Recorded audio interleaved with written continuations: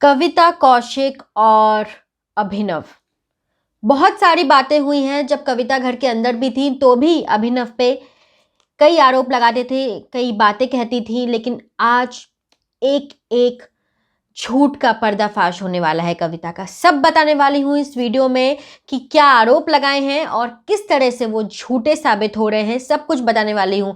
लेकिन उससे पहले अगर आपने अभी तक ट्रू फिल्मी को सब्सक्राइब नहीं किया है तो जल्दी से इसे सब्सक्राइब कर लीजिए, साथ ही बेल आइकन दबाना बिल्कुल मत भूलिएगा ताकि आप इस चैनल का कोई भी वीडियो मिस नहीं कर सके। तो चलिए दोस्तों, वीडियो की शुरुआत करते हैं।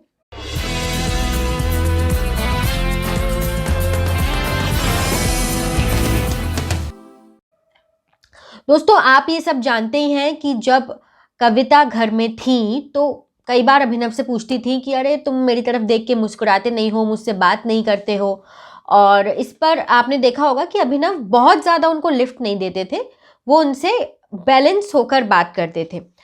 इसके बाद कविता बाहर गई और उन्होंने धड़ाधड़ आरोप लगाने शुरू किए, उनके और उनके पति रोनित बिस्वास दोनों ने। अब कैसे क्या क्या उन्होंने आरोप लगाए हैं, क्या क्या उनके झूठ पकड़े गए हैं, ये सुन लीजिए।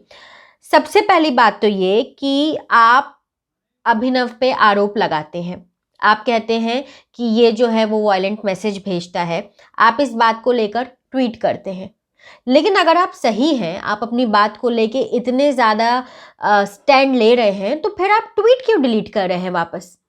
भाई, ट्वीट इसलिए तो आप डिलीट कर रहे हैं क्योंकि आपको लग रहा है कि नहीं, ये तो मतलब मैं पकड़ में आ रहा हूँ या आ रही हूँ, या दोनों की मिली भगत है, वो दोनों की जो टीम है वो पकड़ में आ रही है। तो आप चुपके से, जब आपको लगता है कि ये तो एकदम अटेंशन इसने ले लिया होगा लोगों का और लोग चढ़ जाएंगे अभिनव और रुबीना पे बिना सोचे समझे, तो ऐसा कुछ नहीं हुआ। और जब आपने देखा कि ऐसा कुछ नहीं हुआ है, बदनाम करने की कोशिश जो है वो पूरी तरह से खत्म हो गई है, तो फिर आपने चुपके से वो ट्वीट डिलीट कर दिया। पहली बात। अब दूसरी बात सुनिएगा। आप बोलती हैं कि ये दोनों के बीच तो कोई प्रॉब्लम नहीं दिखती थी। याद कीजिए वो एपिसोड जिसमें रुबीना ने अभिनव के साथ अपने डिवोर्स की बात की थी, तो कहा था कि अरे नहीं, ये तो पहाड़ों में घूमते हैं ये कपल, तो इनमें कैसे डिवोर्स हो सकता है, क्या हो सकता है। तब उनको झूठा साबित करने की कोशिश करती हैं। उसके बाद जब आप वीकेंड के बारे में आती हैं, एक तो सबसे पहले तो अगर आप गई हैं, जिस एक्शन में आप गई थी, तो आप फिर वीकेंड के बारे में आई क्यों?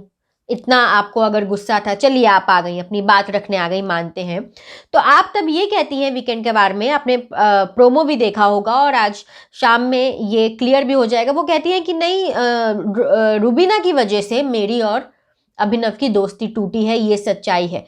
तो आपको समझ में आ रहा है कि प्रॉब्लम है। एक तरफ आप मान रही हैं कि प्रॉब्लम है, दूसरी तरफ जब वो लोग इस तरह की बातें कहते हैं तो कहते हैं कि नहीं, इन दोनों के बीच तो कोई प्रॉब्लम नहीं है। अब तीसरा झूठ सुन लीजिए इनका। ये आरोप लगाती हैं कि अभिनव रात में शराब पी के मुझे वायलेंट मैसेजेस भेजता था।